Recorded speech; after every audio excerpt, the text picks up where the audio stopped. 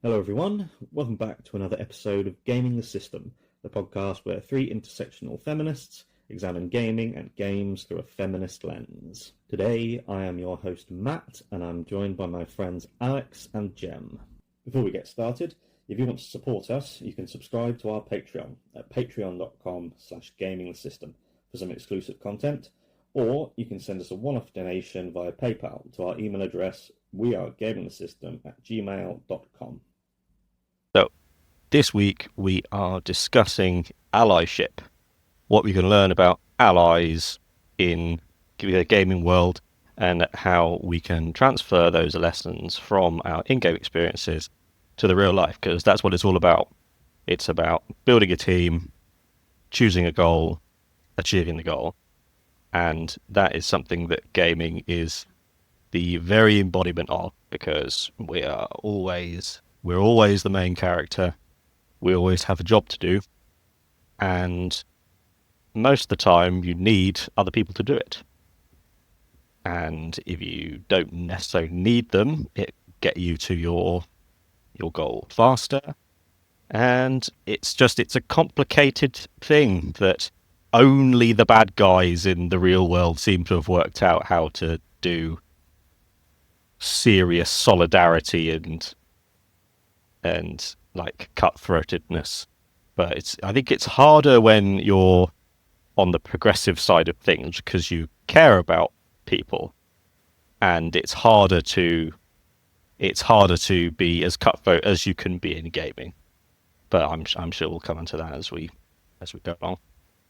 So the first question is, what is an ally in a game? What counts when you're plowing your path through the game? What do you think? This person is my ally.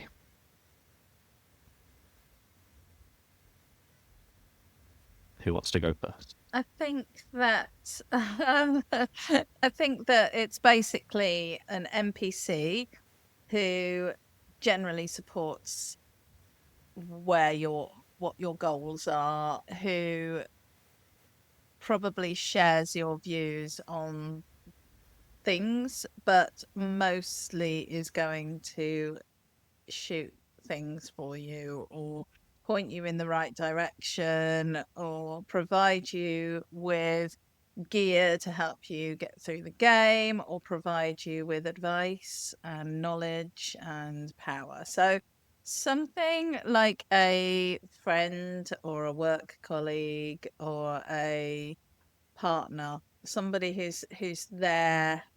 Yeah, somebody who's got your back. That's what I think. Yeah, I'd agree there, definitely. I was wondering whether it might also include people like traders or traders who give you better rates than other traders, maybe. And there are other types of characters which involve monetary transactions, which I'll get onto for a later question. One of my most favourites, but I'll come back to them. But yeah, I mean, it could be even a character who's there for moral support, encourages you on your quest, so gives you positive encouragement.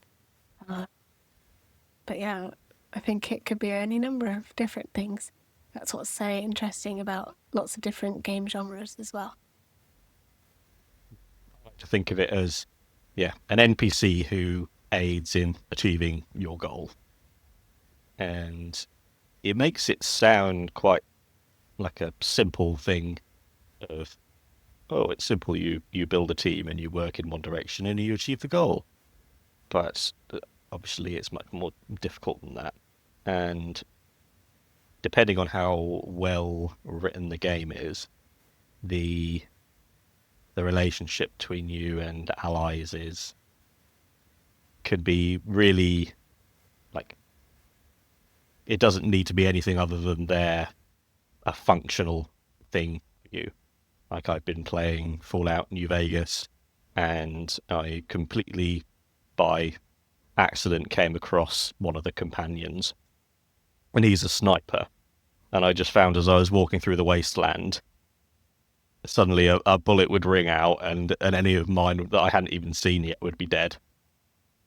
And so I've just been wandering around, having him going, this guy is awesome, being incredibly useful. But there's also the quest to get him is that you have to work out what happened to his wife, and it turns out his wife was kidnapped by slavers. And you go, oh, you're so useful. I want to go and pursue his goal, which is saving his wife. We'll come on to companion quests and the like of that as well. And so, but before we get onto that, Alex, you mentioned the form of allies that can be taken. There can be traders and that sort of thing. What are the common types of in-game allies, and also what kind of ally do you find most compelling? That's such a good question. So there's obviously, like I mentioned, there's people that will help you with transactional things, so traders. There's also, when you think about it, you can have animal allies. So if you think about the Assassin's Creed series, very often you've got your eagle who will scout out an area for you, provide you a bit of information in terms of where your enemies are, what type of enemy they are, what resources are as well. So like if there's a chest that you might want to get or a key that you need to find, your eagle can spot it for you. It can find mission objectives. So basically you use your eagle to help you find your next path through the game. You've also got companions, and these could be playable characters or they could be just NPCs, so non-playable characters. There's a slight difference when you think about an ally, and then also you've got types of quests where you would feature companions, so you could have an escort quest, and that's slightly different because I think in that category of mission, sometimes your ally is more of a hindrance than a help, especially if they're very slow, which is one of my least favourite types of quests. They keep dying a lot and they don't do anything useful. So yeah, any character that can help you get out of a tight spot. It might also be a group. So again, using Assassin's Creed as an example, Brotherhood had the mechanic where you could bring in your assassins, the Brotherhood of Assassins, to come and basically kill everyone you could see, and then you could make your way through to your next part without having to do so much of the killing. That's always quite fun. But yeah, or you could have someone to bounce ideas off of. Obviously, it would be scripted. In something like, say, Uncharted, you've got Sully, you've got Chloe, etc., for your character to kind of flesh out conversation and build up plot points and that sort of thing as well. So they can also be used as a device to further the story or to deepen the lore of a character as well, and help you get to know your playable character a little better as well. Yeah, absolutely. I mean, all of the above. I just thought about in Rayman, you have one of those ones. You had like a little, I can't remember what it was, like a little sprite type thing that used to be able to go and trigger things for you.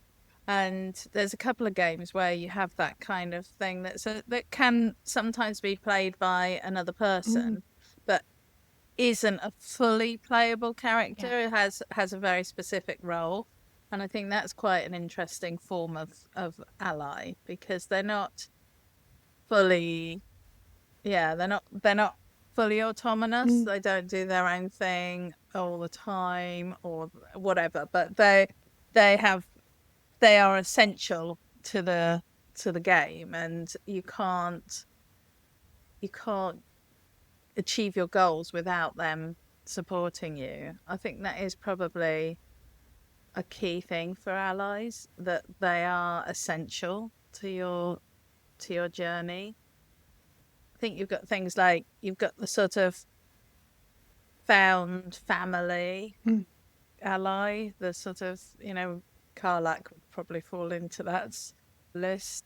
I was also thinking about the idea of sort of allies that maybe aren't allies, not like false allies, but ones that you have an uneasy alliance with, that you join forces with because you have a shared goal for that for that relatively small amount of time, and then you might go your separate ways, or they might not be somebody who you would always want to support or want to help.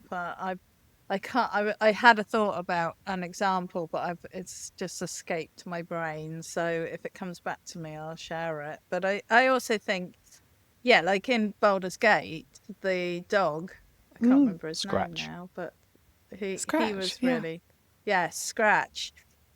I think he's an ally, and even though actually he did have a really good purpose and a really good benefit to bringing him out with you, because he would sniff out secret loot and things. So that was always, but it was always good to have him there, and also he would provide another target for Yes. the enemies.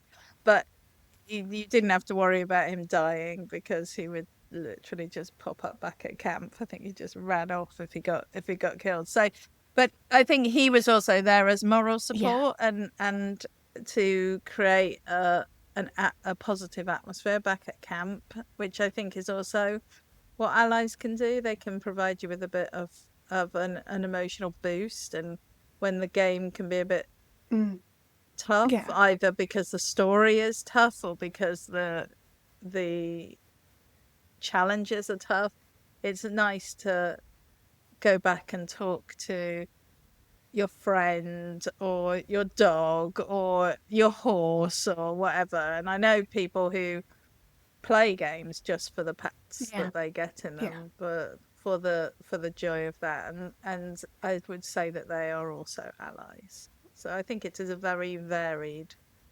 category, really. I've just thought of another one, actually, from Star Wars Jedi Fallen Order and Survivor. The little droid that you have on your shoulder, BD, is it BD1? Little BD. And the lights on the back tell you like how much health your character has left, which is really useful. But also he's really handy for like opening doors and scanning. He loves to scan to give you lore about the world as well. And he's just really and chirpy. And you can chat to him and he goes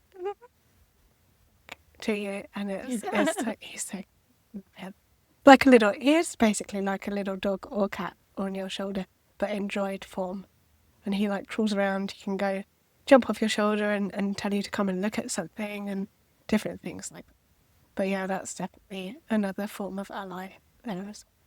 I think pets are the purest form of ally you can have, because they're not going to work with you unless they care about you. And the best pet, I think, probably in the history of gaming is Fenrir in God of War. Yeah. It's beautiful. For God of War, we did an entire episode, me and Alex, just about the animals in it, because the animals are such a... You can tell that literally everyone in the studio must have had pets in order for them to portray animals in this way. The critical thing for me that I think is the most important area for us to explore and consider is that imperfect ally, the ones who it's easy to be an ally to someone like Karlach. It's hard to be an ally to someone like Minthara or any number of Lae'zel, any number of people who we wouldn't want to spend time with, but would be very, very useful against a common foe.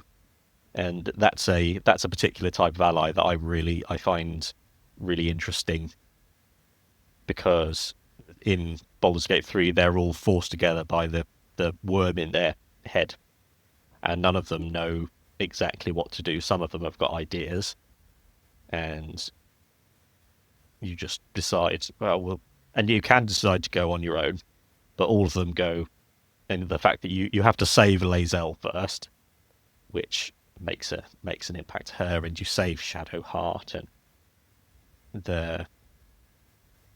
Because what we need to know is how do we get everyone that can fight alongside us, and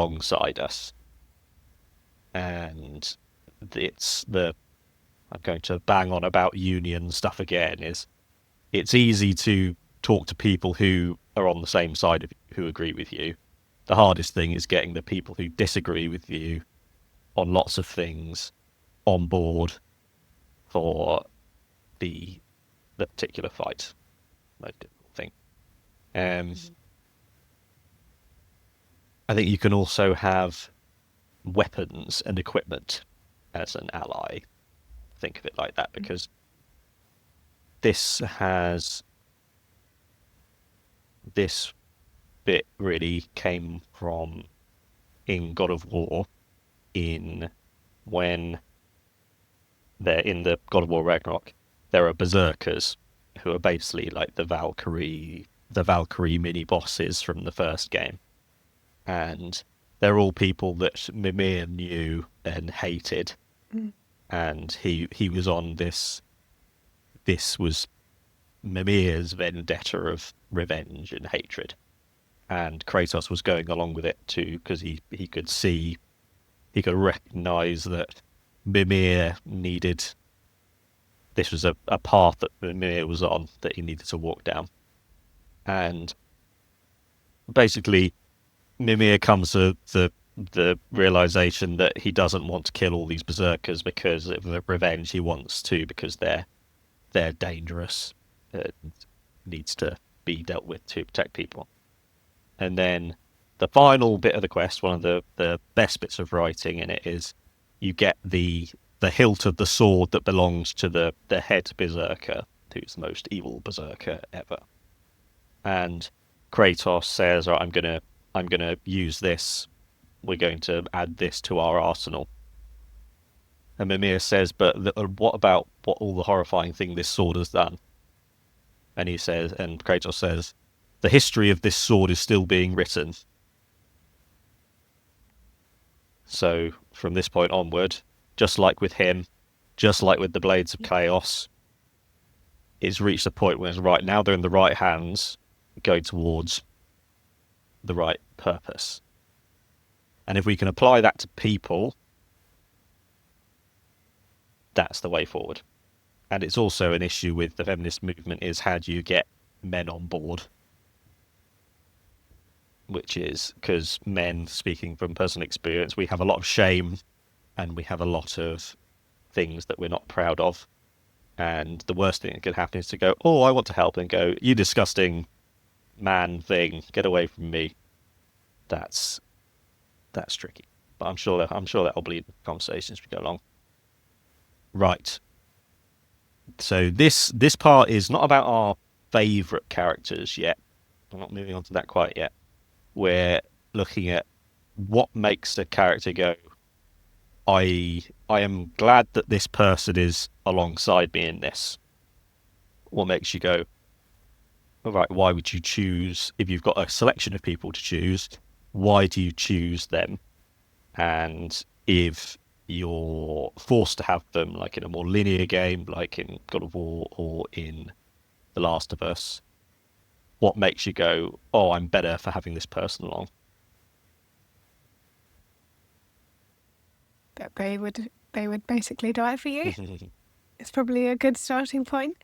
I think my main inspiration for that part is probably Lydia from Skyrim, who did die for me, and then I reloaded it because I was sad that she had died.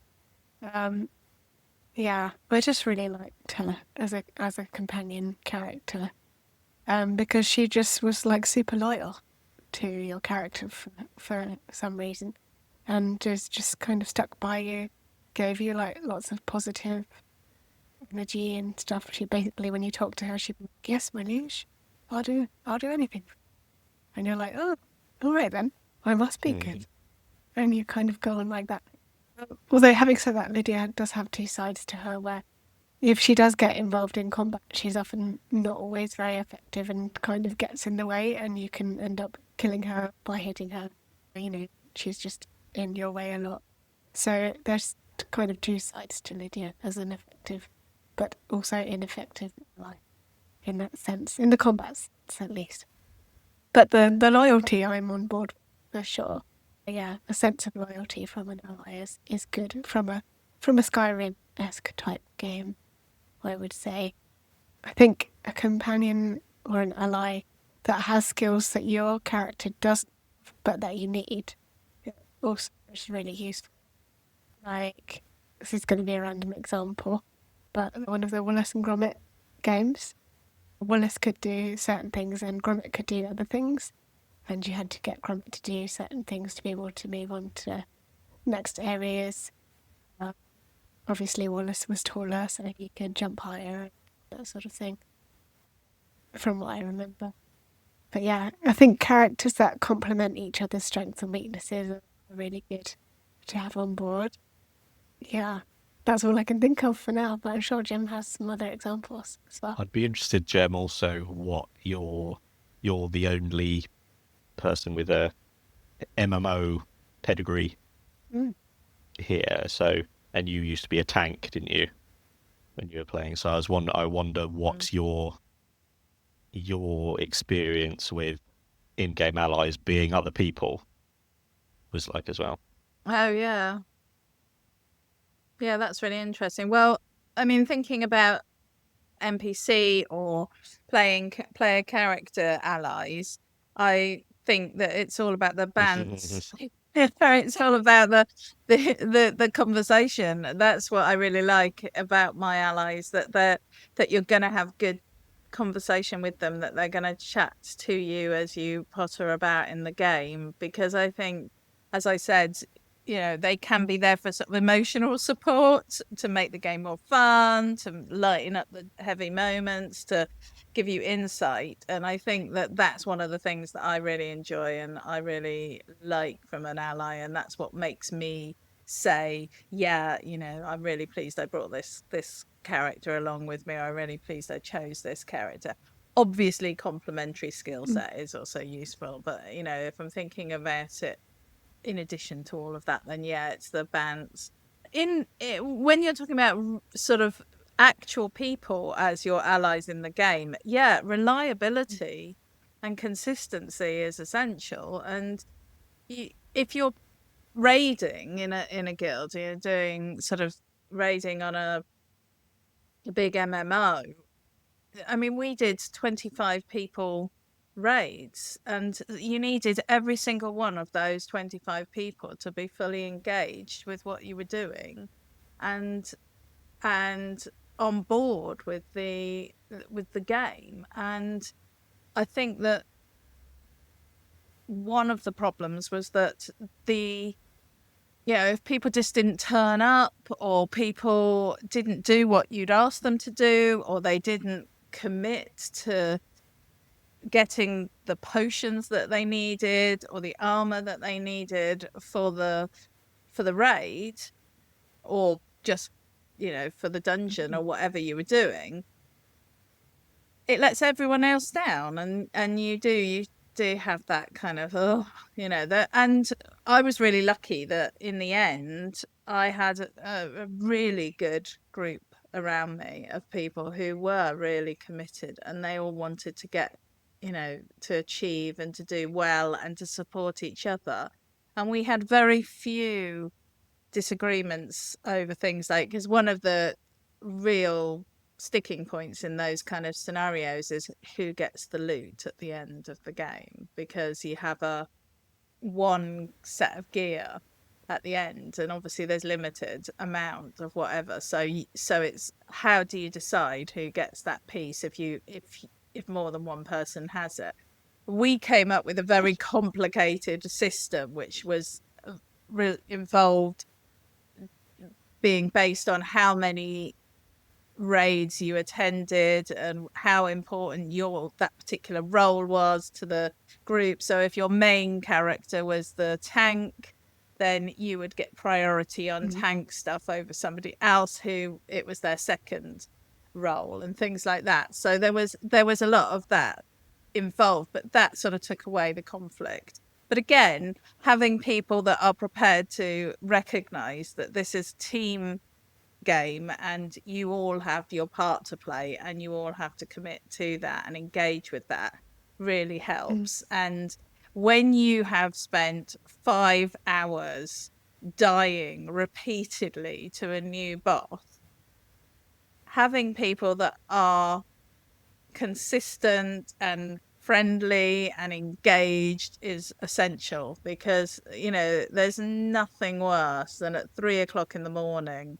and everyone's tired and everyone's grumpy, and it's like, we've just got to do one more go. It's somebody either quitting or just not doing their role. I mean, we had people falling asleep. I'm not We surprised. had all sorts of stuff, but it was really, yeah, those are the sorts of allies you want. People that are fun to be around and committed and engaged with it and take it as seriously as you do, or as not seriously as you do, depending on the situation. That's very true. Yeah.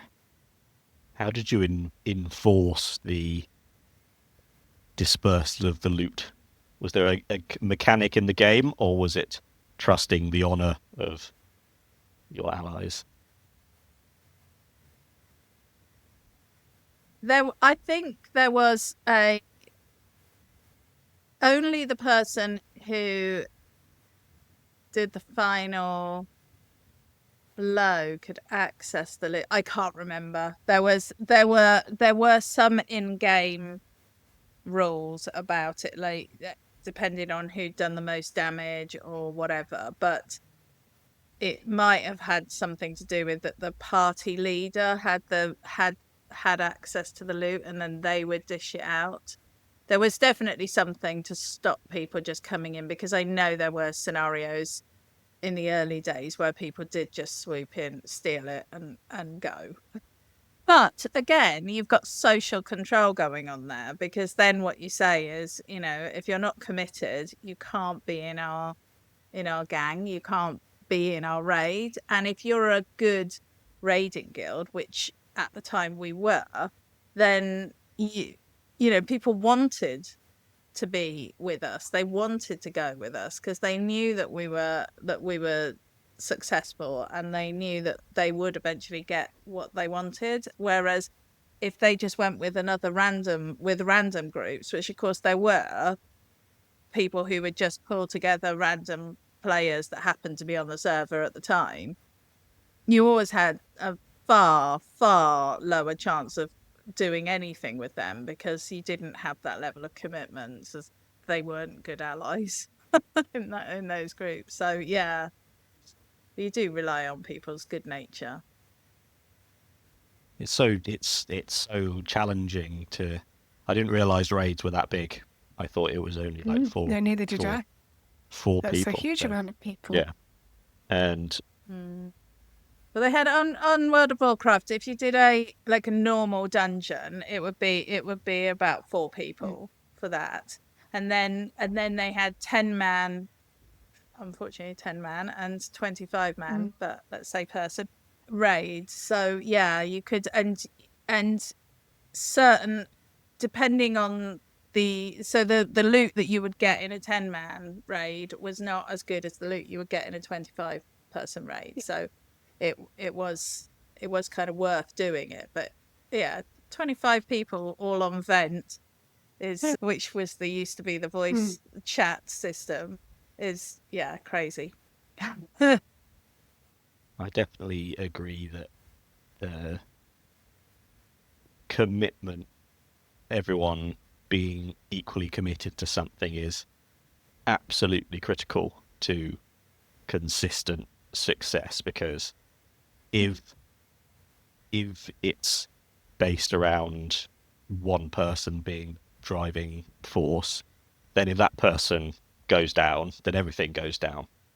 Whereas you need people bringing different. We've all got different levels of energy. It's like what we do. If one of us is having a bad day, then the other two step up, and then when that person's feeling good, and then someone else is having a bad day, they step up.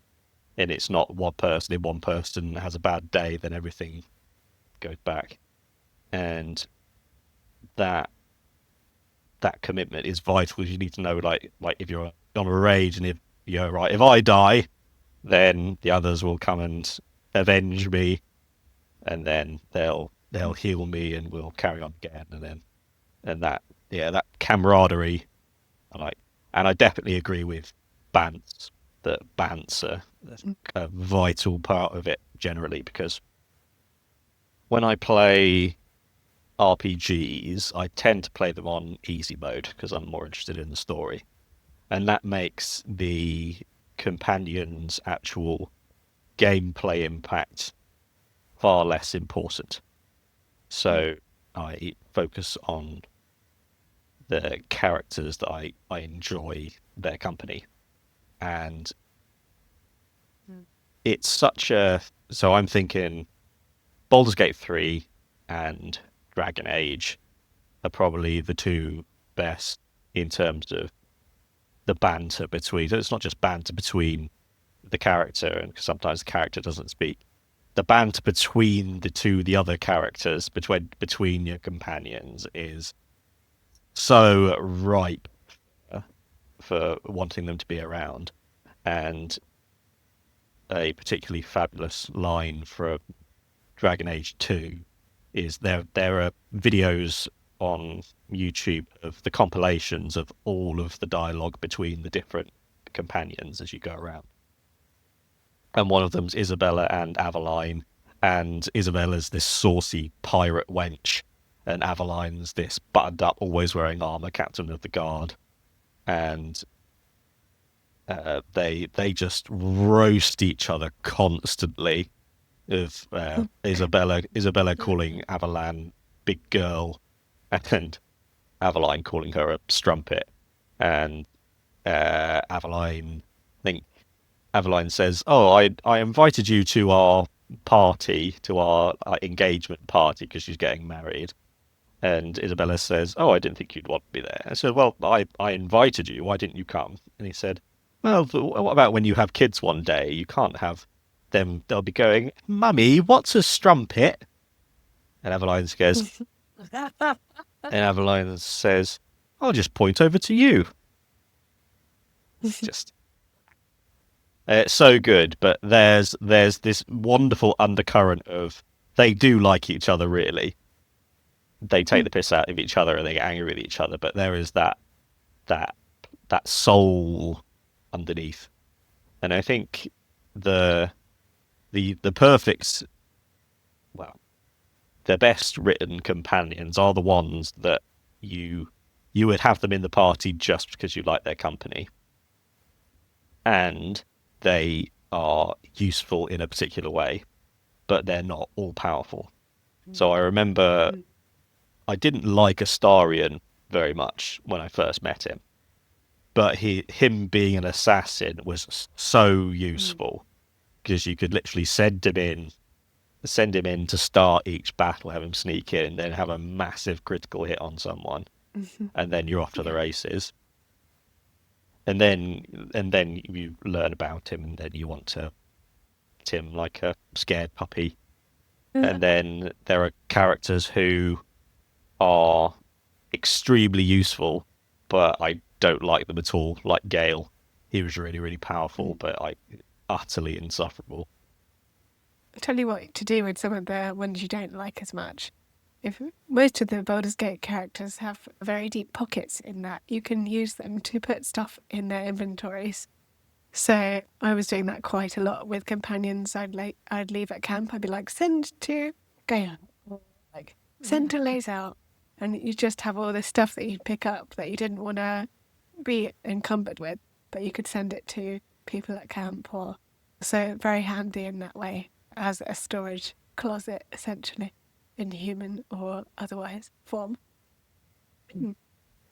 I'd like to go and find all the most disgusting magical items to feed Gale. Yes. Like a goblin's a pair of pants. Insatiable hunger. Yes. God, I hate him so much. Oh, you're So very strange. mean about my husband. Sorry. Mm-hmm. At least I like your real husband. I think it would be Strange. worse if it was the other way around. The That is true. Right.